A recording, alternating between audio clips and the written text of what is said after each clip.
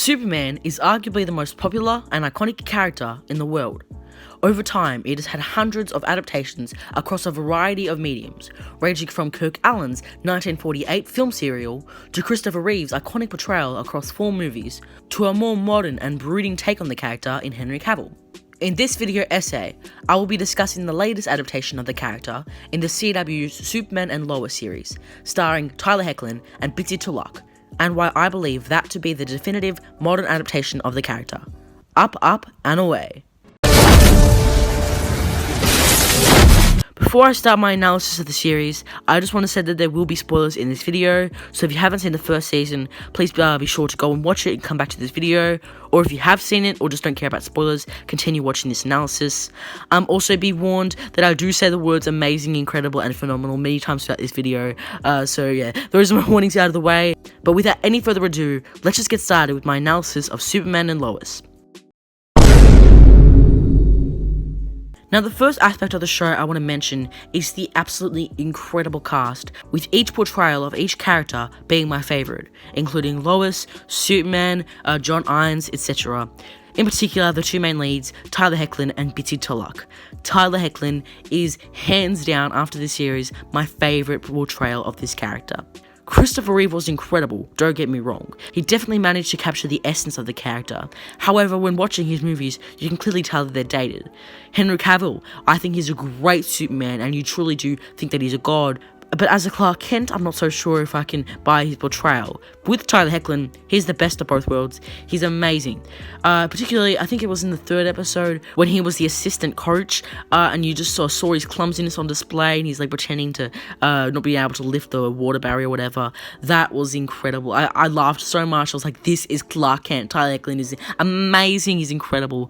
And I think that even, episode 11 where you saw his Clark Kent persona, but then you also see his emotional range in terms of him being taken over and stuff like that, and in the finale and stuff like that. Like, he has such a great range. Everything about his portrayal is incredible. Bitsie Tulloch as well. I haven't seen many Lois adaptations other than like the mainstream movies. However, I can say that she, from what I've seen, is my favorite Lois. She's amazing. She's such a badass. Her chemistry with Tyler, you cannot deny, is incredible. You genuinely feel as if they were a real relationship, and they have been together for years. Of course, Woolley Parks as John Henry Irons, and of course too, you've got Alex Garfin as Jordan Kent, and Jordan Alsace as Jonathan Kent.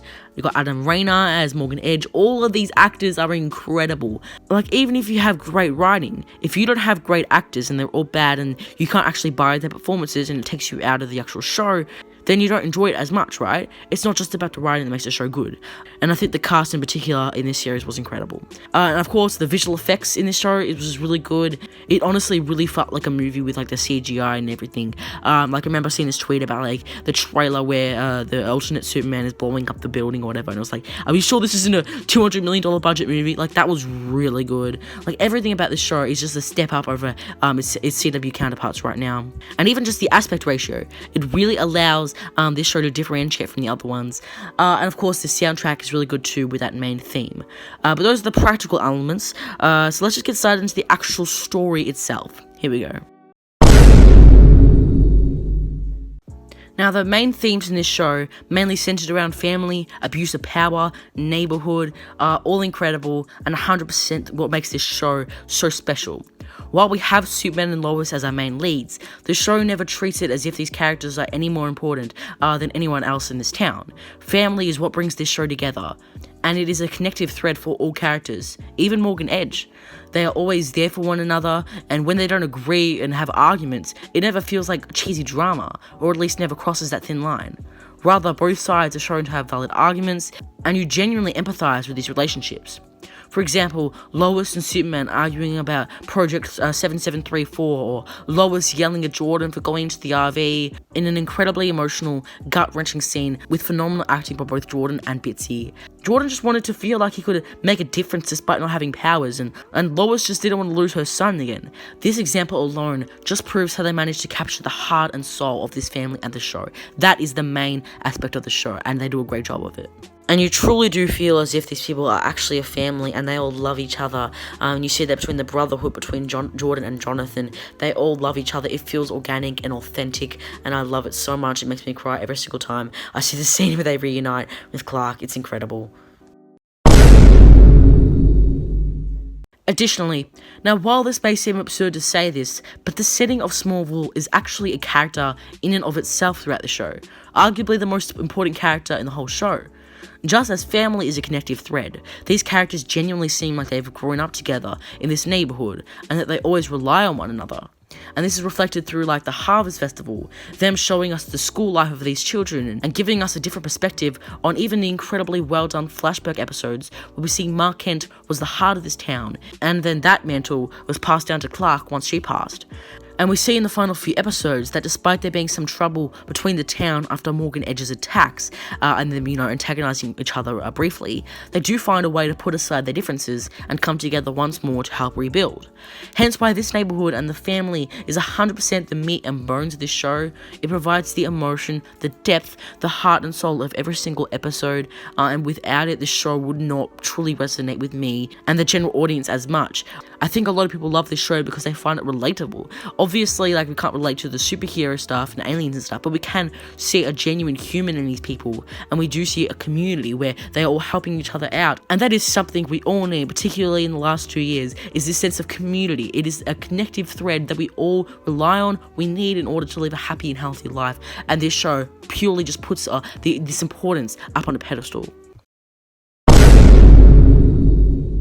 Additionally, and I read this earlier on in the show's run, and it has stuck with me ever since, I couldn't agree more. It actually allows these characters to act mature and like humans, creating a realistic setting, while still having these comic book shenanigans we all know and love as much. I was just saying before, it allows it to be more relatable as a result. And as I said before, the attacking of Morgan Edge allowed this town to be very anxious, who wanted answers. Rather than just accepting this as the status quo, like in The Flash, you see the questioning of these military ideologies through the town hall protests, and you see these reactions from characters that may not even be on the first page of the call sheet. Even with our main characters, it feels like these are real-world problems that could happen in real life, and these arguments and relationships are mature and show natural progression, rather than just being forced in for the sake of drama or romance, including Jordan and Sarah's relationship, and more on this later. You could actually see a world in which this happens in, rather than something that you dismiss because it'll never happen in our world, right? And the overall tone was much more mature, yet still had optimism, and even the color grading reflected this. Not only this, but the show actually does tackle some very serious real-world issues, such as you see the neo-Nazi episode 11, but then you also deal with how would the real world react to a person being, abusing their power in a system like Morgan Edge, as I previously described. It allows this show to resonate not just with audiences in general, but with audiences in this modern era specifically, and it couldn't have come at any better time. And yet another thing that I found to work to this show's benefit is the lack of Arrowverse connections. I know a lot of people were complaining that there were no references to Supergirl and that they never asked her to help out. Yes, these criticisms are valid because logically it does make sense. If there's a massive alien invasion, you really should get the second biggest alien in the world to help fight. However, disregarding COVID regulations and bringing Melissa Benoist over to the show or whatever, in terms of quality, this allowed the show to truly stand on its own and create a sense of individuality, rather than having to worry about the previous world in which it has already been established. You still get these references, that it is part of a larger world, like the references to Crisis and the Diggle periods and stuff like that, but at the same time, it doesn't feel like an Arrowverse show in terms of writing and the cinematic quality of visual effects. And they find ways to avoid the ways in which Superman has been treated before by completely retconning everything about the character through Crisis, such as the suit, the design of the Fortress of Solitude, the backstory, the children, etc. And it all helps to increase the show's quality, and it all works to their benefit. This is yet another reason that the show soars above its CW counterparts, because it's not given any restrictions on what stories they can tell. They have full creative control, which allows for an extremely mature and radically different show, rather than just the cheesiness and campiness that has come before. Even if those shows still have a special place in my heart, I can still recognize that those shows aren't the best quality-wise.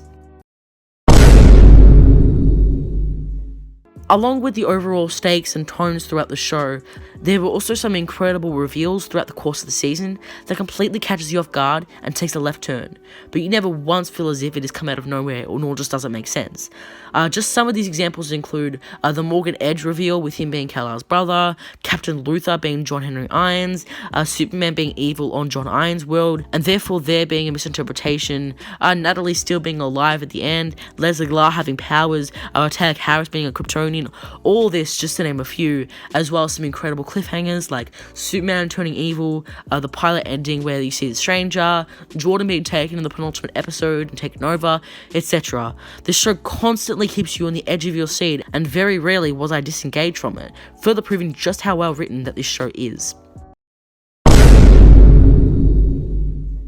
Speaking of characters, the character development in this show is absolutely exceptional, and each character has defining qualities that allow you to resonate with them. Even Kyle, for example, who is portrayed as such an asshole, you end up feeling so bad for him by the end of the season, and more on each character specifically later. The show also manages to balance each character's journey exceptionally well, somehow managing to tell an extremely cohesive storyline, while still telling sometimes up to 5 stories at once. For example, in the final few episodes alone, you may have Lois' storyline at the Gazette, Superman dealing with problems at the military with Sam Lane, Jordan and John Henry Irons doing something in the workshop, Jordan at school dealing with Sierra and his powers and love life, Kyle and Lana dealing with Smallville, reacting to Kyle working for Edge and Edge doing God knows what with Leslie Lar, or whatever, etc. Even just that sentence alone, I cannot believe how they managed to pull all of this off and do it in a way that legitimately makes sense, very rarely gets convoluted, and somehow always manages to make everything interconnected at the end of the episode or somewhat by the end of the season. Wow. Just wow. Like I've said many times before in my Loki review, I absolutely love it when it gets revealed that everything in a season is interconnected, such as the Agatha reveal in WandaVision, Lex Luthor in Season 4 of Supergirl, Reverse Flash in Season 5 of The Flash, etc., as it allows the audience to feel as if the writers have had a plan from the start, and it makes for a very smart and menacing villain, and it makes everything that's happened prior worthwhile. With the journalism arc regarding the mines and Sierra's storyline with her father and everything connecting, this season yet again felt like it wasn't just made sporadically and actually had a plan in mind, and the writers are to be commended for it. Now, let's get on with each character specifically, starting with Clark Kent himself, aka Superman. To begin discussing Superman, the show manages to find a new take on the character in order to modernize him, while still keeping the iconic traits we all know and love. Similarly to Cavill, you still see the hope and the optimism in him, but they place him in a whole new setting, having 2 grown-up children, and a wife, and a family to look after, and a new job, and taking him out of Metropolis and putting him into Smallville. While some people may argue that leaving Metropolis kind of ruins his character, what I love about this is it mixes it up to make the character remain relevant all these years later, and like I said earlier on, make the character relevant because, he's a family man just like everyone else. How anyone could possibly say that this character is boring is absolutely beyond me. I saw this interview with Tyler Hoechlin with Entertainment Weekly, and he brought up this point that people said that he was boring as a character because he's so strong. That's just not true. You can still take the character in a completely new and innovative direction. You just need to be creative in doing that, and I think this show nails that perfectly. I think it's a disconnect. There's something weird about the fact that we look at people who do good consistently, people who try to help, and we label that boring. For some reason, we label it not interesting. It's always the evil version that is, and we say it as actors, but the characters as well. Like, there is something more interesting about playing someone who doesn't play by the rules, by someone who does rebel in a sense of going down that path that a lot of us would say is not the right path to choose. But it does usually, for sometimes it comes across as a more interesting thing to explore. For me, it's actually a really great thing because in the fact that we explore the evil side of Superman in the show, I think it highlights how not boring it is for someone to be good, for someone to be that Boy Scout image, whatever it is, of Superman. It's not easy. It's not a boring thing to do the right thing all the time. It's really hard. I mean, if you can name a lot of people that who always do the right thing and always try to do good, selfless things, I'd love to meet them. There's not a lot of them. So it's a really confusing notion to me that makes him boring. So I've actually really enjoyed the fact that it's highlighted to me what makes Superman actually kind of great. Nevertheless, he is still the same character we all know and love, as he keeps the grace, the humanity, and the selflessness we love about the character. Like in the pilot, and he has like that classic suit. It's so cheesy, yet it's still so Superman-like. And later on in the season, when he's saving people in Mexico, you still have these classic moments. However, he is still different in the sense that he isn't just a reporter at the Daily Planet in Metropolis. Particularly, my favorite episode of this show, episode 11, captures all of the aspects of Superman into one by retelling his origin story, but mixing it up slightly in a modern yet incredibly classic Superman way, and also tackling real-world issues. I legitimately cried during that episode and rambled all about it on Twitter. This show truly gets Superman. It's just so, it's got the emotion, it's got the heart, it is incredible, but particularly when you see the first flight scene, which shows resemblance to Man of Steel, but it's just so Superman-like. It's just so beautiful. I love it. Similarly, the challenges he faces aren't as visible and obvious, but are rather more nuanced and personal. Rather than just having someone physically stronger than him, he has to deal with how to handle all these responsibilities and how to overcome some incredibly difficult scenarios, like him being overtaken by Zod, and the feeling he got while being taken over, him being in multiple places at once. Like, I remember he was fighting this villain, but then he also had to help out Lois at this conference or whatever, but then he also had to save his child from Tag, I think it was, or whatever. Like, he had to be in all these places at once, and that's impossible. So it's just like, that is an interesting challenge to put Superman in. His flaws don't necessarily come from being weaker compared to these villains, but rather his humanity and the challenges that come with it.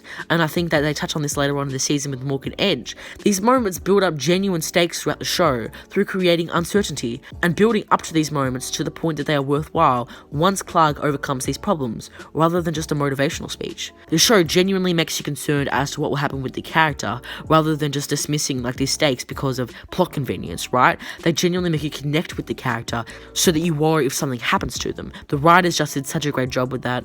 And yeah, that's another thing that the show absolutely excels in. The stakes. Episodes like 10 to 15 all felt like a finale, and yet they still had 4 episodes to go.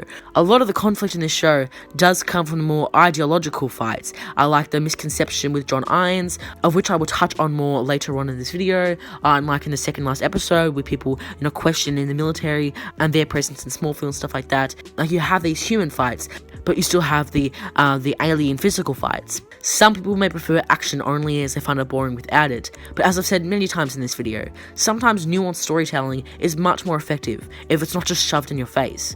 At least in my opinion, you don't need just punches to tell a compelling story and engage audiences, although it is very important too. The emotional undertones throughout the whole show is key to success, but each to its own. I can't change your mind, I can only express my opinion on the show. Speaking of which, they genuinely treat the title Superman with respect.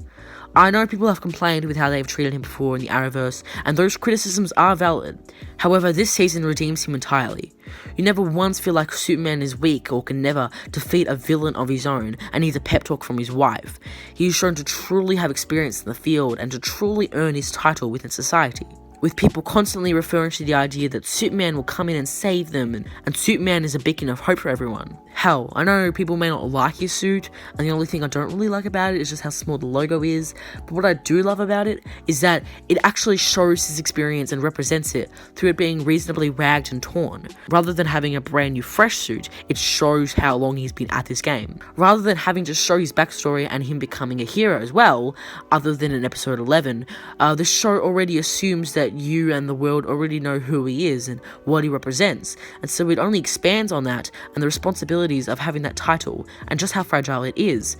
Yet you still see the first flight, and I literally cry up every time I watch that. That is great, and it has some resemblance to Man of Steel. Anyway, while he is often viewed as a god by citizens, he views himself as just an ordinary citizen who happens to have powers and is an alien and is just doing what he needs to for the greater good. Although he also faces the challenges of liking the power he had over the citizens when he was possessed. This show does this character complete justice, and he is absolutely going down as my definitive adaptation of this character for me.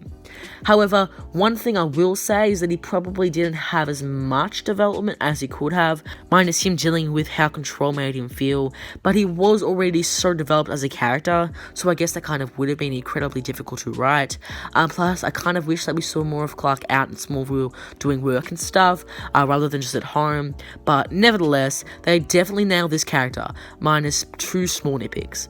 However, they probably will butcher him as the show goes on due to the limited availability Tyler will have to film as, contracts change and stuff like that. But I don't want to be pessimistic in this video.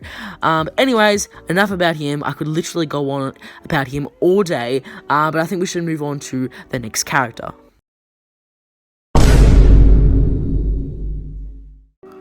On to Lois Lane, the co-lead of this show. What a badass. From the moment she resigned to the second episode, I instantly knew I'd fall in love with her. And man oh man, was that even an understatement. Flash writers, this is how you write an incredibly developed character that still has a large amount of screen time, but it never once feels forced or lecture-like. She's just a loving wife, mother, and journalist who gets a storyline to herself, but that still intertwines with the rest of the season. She supports her husband, and he supports her, and their incredible relationship is so well portrayed with brilliant chemistry, and it goes both ways. But enough about their relationship. Her character is so much more than that. Instantly, they portray her to be already one of the most famous journalists in the world, and so they only build on that with this show. They hold her with respect, especially when she meets Chrissy, and she's genuinely starstruck when she meets her. Her journalism arc is thoroughly engaging too. Even if it wasn't as enjoyable as other storylines, I'd be remiss if I didn't point out just how incredibly well written it was. With the whole mining and investigation on edge, and connecting the dots and really showing her skills as a journalist and just how smart she is, particularly regarding edge. However, this is also definitely one thing I'm hesitant that they'll keep next season, as it's hard to keep it relevant, but if there is anything Superman's told me, it's hope. And I think that I'll keep that through next season, because they've done such a great job the first season. It interconnects with the main storyline with Morgan Edge and her establishing the newspaper and her great friendship with Chrissy. She always puts people in her place. She's so well informed with great insight and is overall an incredible character. Not to mention her as a mother with that incredible gut-wrenching storyline where we find out about her miscarriage and the non-linear storytelling and the therapist and stuff like that, which was so well written and acted, giving us a completely new perspective of this character we had never seen before, and highlighting such an important issue in a way that never once seemed forced. And as I said before, that scene with Jonathan, where she was really worried about losing another child of hers, wow, that was so moving. Now let's move on to Jordan Kent, my Discord and Twitter username. The character's definitely a mixed bag for me, to be honest, if I have to be completely honest. Although I'm leaning towards there being more pros than cons, as the very reason I have criticisms with this character is because of the growth he goes on throughout the course of the series, and I feel it was somewhat intentional. First off, seeing them tackle his social anxiety disorder was very realistic and impactful, although I kind of wish that they did lean on it more, even if he kind of claims that it all went away once he met Sarah, and more on her in a bit. First of all, I love that he as a character 100% parallels Clark's journey, and you see that like in the flashback episodes where he was struggling to come to terms with these powers and having to navigate them and secluding them from his family, as well as not listening to their parents and wanting to be independent. Like Clark moving to Metropolis, and then I know this is a different twin, but Jonathan wants to leave a Smallville later on too, and then Clark goes easy on him because he's like, I went through that too, I don't know what he's going through.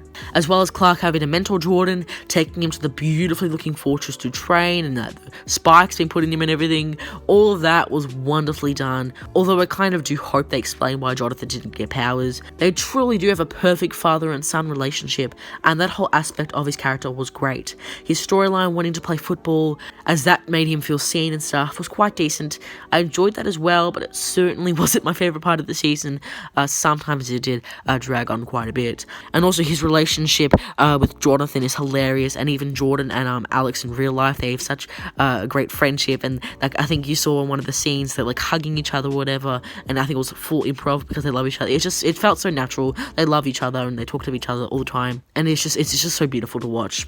However, what I didn't really like is his relentlessness and inability to just listen to Clark, who knows so much more than him, although it kind of makes sense because Clark was the exact same growing up. It just seemed to be like an endless cycle where he never listens to his directions, and something happens, like him breaking Jonathan's arm when he was told to stay at the hotel, and then he admits his faults, and he does it again. He also seemed to be the main source of drama in the first half of the season, which like never reaches typical CW cringe when he's like forced into the sake of it, but it kind of borderlines at times, and I get this is reaching a little bit. However, this is all resolved by the end of the season when he fully grows into his own as a character and becomes a selfless and strong character. Typically in the finale, when he overcomes his fears and his hesitance in order to fully take over his body in that incredibly emotional, impactful, and moving scene with Lois in the bedroom.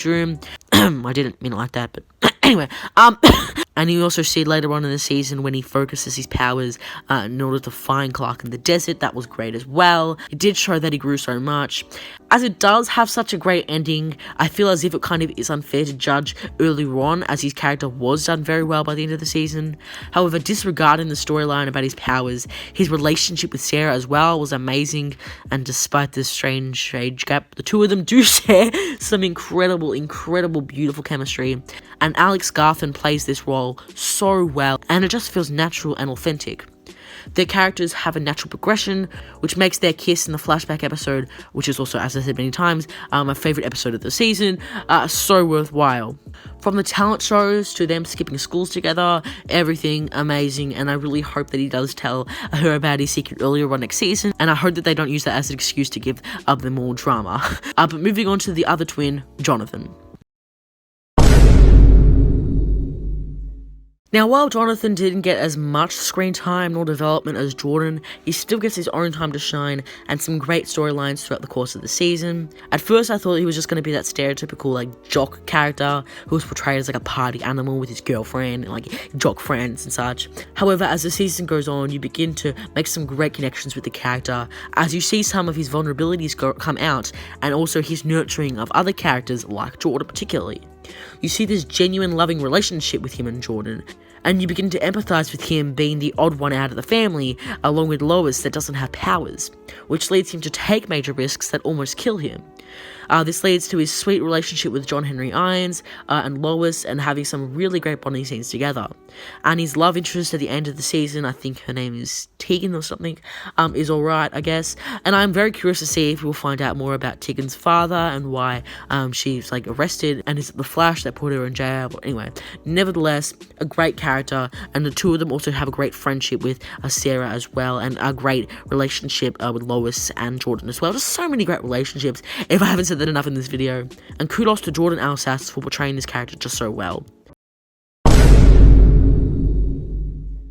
Now, on to John Henry Irons, or Captain Luther, or The Stranger, or whatever you want to call him. What an incredible character. He is shown to be straight up evil at the beginning, but as time goes on, he becomes so three-dimensional with a fully fleshed backstory and motivation you resonate with significantly, fully transitioning to him becoming more of an anti-hero or even just a hero by the end of the season, and having a great friendship with Clark, from the insane cliffhanger showing the evil Superman terrorizing his world, to the more significant revelations regarding his name, Lois being his wife, his daughter being named the same as Clark and Lois's child that tragically underwent a miscarriage, and then she being revealed as alive, etc. And then you also see the parallels between Lois about to die on his world in comparison to on Earth Prime, and he realizes when it's almost too late that this world is entirely different. You begin to see his point of view, and you realize that he isn't just a villain, it's all a genius misinterpretation by the writers. I saw some people complaining that, like, Clark just gave him a pep talk in the prison and stuff to stop being a villain, but people are just missing the point entirely. He was never meant to be the villain. That was clearly reserved for Morgan Edge. And as I elaborated on earlier before too, you can tell incredibly sophisticated and engaging stories through ideological, you have no idea how many times I've tried to say this in this video, ideological, sure, discussions, rather than just like fist fighting, right? And then we get to his redemption arc where he comes close to killing Superman, and I was literally on the edge, pun intended with Morgan Edge, of my seat. And then Clark and him developed such a great connection by the end of the season, to where he trusts him enough to even keep Project 3374. Even just with the name reveal, with the sick costume and the awesome hammer, wow, I don't think anyone saw it coming, that he was a steel John Henry Irons. Just such a great reveal. And of course his great friendship, I guess you could call it, with Jonathan, and that insane reveal with Natalie, as I said before. And I just can't wait to see where that goes in season 2. He just had so many layers as a character, and was just so complicated, and I just loved seeing his character, and that allowed him to be fully fleshed out, which allowed us to really resonate with him on a personal level. Now, because this video is long enough as it is already, let me just discuss the Langs altogether. Now, at first, I wasn't really a fan of them, except Sarah, but as the show went on, man, they somehow even managed to make me feel emotional for an absolute jackass in Kyle. I said it before, like with Jordan, he was a douche at the start of the season, but as time goes on, you actually really love the character because they show such great growth, or even just they writing better towards the end of the season. Kyle in particular, he's shown to be like a Republican-like person who thinks he's doing the right thing for his community through supporting Edge, but there was no way he could have known that he was actually an alien, and he was trying to convert Earth into Krypton, or to a new Krypton. He never wanted to hurt anyone with his actions, he had the right intentions, but you know, as I said, there was no way he could have known. You also have scenes where you show both sides of the debate, and it's not biased, such as the argument with Lois and Kyle at the barbecue, which also makes what would normally be an annoying character interesting. And then you have those scenes where Sarah says he's a liar and he deals with alcoholism. Wow. Yeah, and then he has to deal with the repercussions as well of his actions throughout Smallville, with everyone turning on him and them acting indecisive as to whether or not to leave the town. And then the redemption scene in the finale with him saving people and doing his job as a firefighter. While that storyline about moving was a bit repetitive, this alone just shows the development and the nuance that these characters are written with such depth. And Lana was also a great character with a lovely friendship with Lois, eventually giving in to help the Morgan Edge case. Sarah, however, was the highlight for me out of this family, with Sarah's story about depression and medication in the first episode, or the first few episodes, being particularly impactful, particularly leading to her developing a beautiful relationship with Jordan with amazing chemistry, as I previously described. Both her and Jordan both suffer with mental health issues, and as I said before, this show is perfect for a modern era because it tackles these issues which are just so prevalent in our society right now. The two of them have some very sweet moments at the talent show, while still tackling so many issues with her parents and them telling her about the news of her father and everything. She's just written as such a strong, beautiful, well-written character. I mean, as is everyone in this show. I love her. Now, Sam Lane, he was another great character in this show too. Throughout the season, he had to deal with the balance of his work life and his family, and this was core to his character.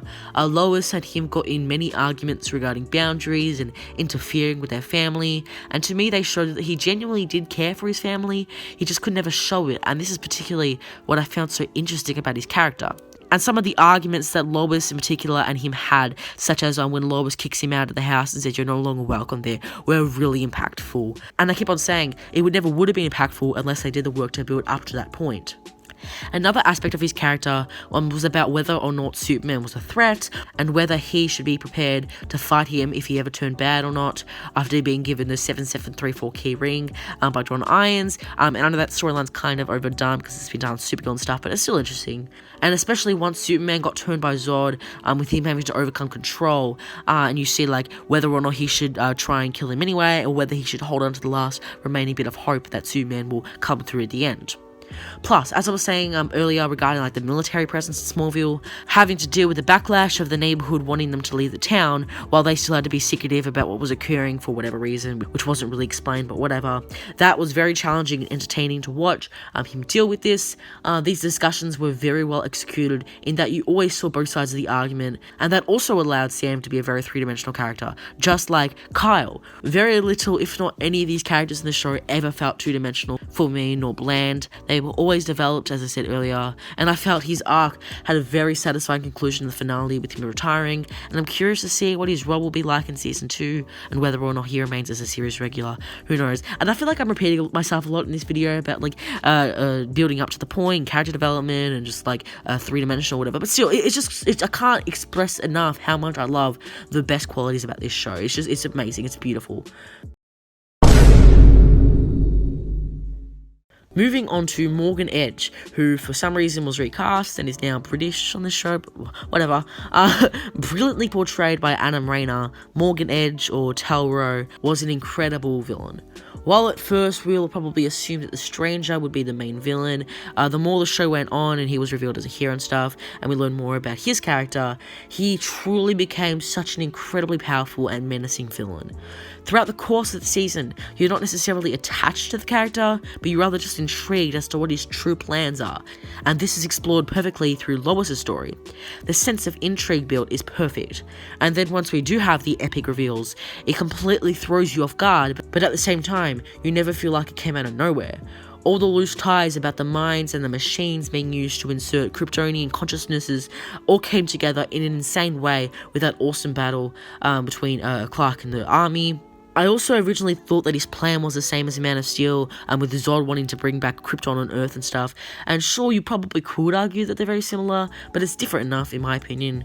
And of course the awesome flashbacks showing him, being mistreated on Earth, and having to get training from Zeta Rho was awesome, and then of course when he becomes the Eradicator himself and is so overpowered, it is absolutely insane, and literally mind-blowing. The CGI in that scene was great as well. It's just like, holy shit, what is going to happen with this character next? You think, how will Superman manage to defeat him now, considering he couldn't even defeat him before? And it was really cool how he managed to make Superman, like having this control, and the whole, here's that word again, ideologies that were questioned, especially in episode 11, where he was asking Clark why he was willing to sacrifice his power and greater purpose just to have a family and protect those that won't protect him. And I keep mentioning this episode, but his storyline in episode 11 and him popping up in Clark's visions were incredible. How it managed to both show Clark's history while still advancing the story in the present day at the same time was really well done. While it kind of was anticlimactic with how he was defeated, and there was no real proper rematch in the finale, and it was kind of a bit weird how Jordan was taken over and stuff, but look, all that is forgiven, as throughout the course of the season in general, he was an incredible threat to match an incredible first season. In conclusion, Superman and Lois excels in almost every category. To mention the obvious, the cast and the phenomenal visual effects, but once you do interpret and discover the nuances of the show below the surface level, you truly do understand just how special this show is. It has managed to take this character, who some have claimed has been overused and is now boring, and put him in an entirely new setting. As a result, the themes and the arcs explored relate directly to this and allows this show to stand on its own.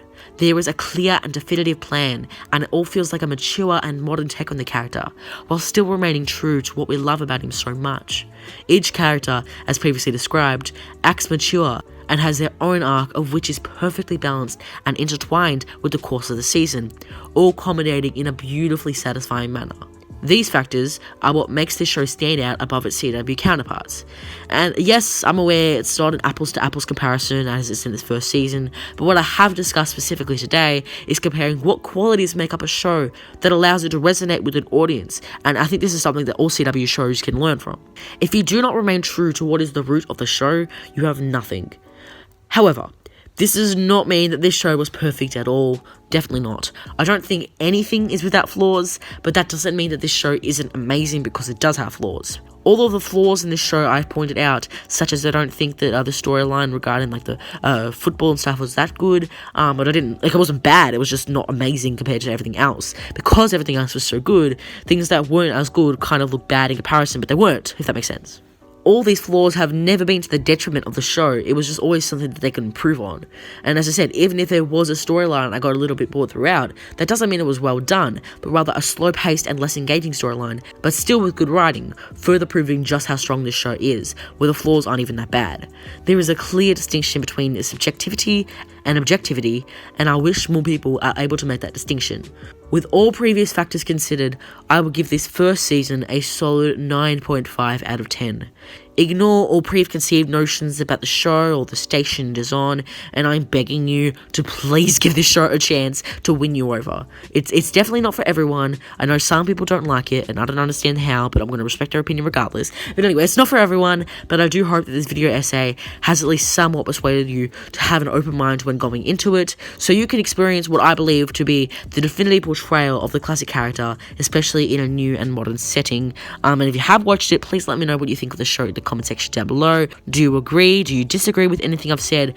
Leave it all down below. And if you do want to see my in-depth thoughts on each episode, I'll go onto my Twitter at Jordan_Kent1, or my Discord server. I'll link us in the description. I do episodic reviews and then just a season review on my YouTube channel, so check all that out. Be sure to subscribe and turn on the post notifications so you guys know when I next upload a video. Also, if you can tell, I've redesigned my YouTube channel entirely. I've got a new banner now and a new name and everything. I hope you guys like that. It's a work in progress. And also, so sorry I'm being so slow recently, and I haven't really uploaded like my Shang-Chi review or anything. Currently, cinemas are closed where I am, so hopefully once they open, maybe late October, I'll be watching Suicide Squad, Shang-Chi, Dear Evan Hansen, The Eternals, and Venom 2, pretty much all back to back to back. So look forward to those reviews, and then I'll have my fandom breakdown in a few weeks. But yeah, that's about it. Thank you so much for watching this video and for being patient in waiting for me to upload this video. But yeah, that's it. Thank you all so much for watching, and I will see you guys next time.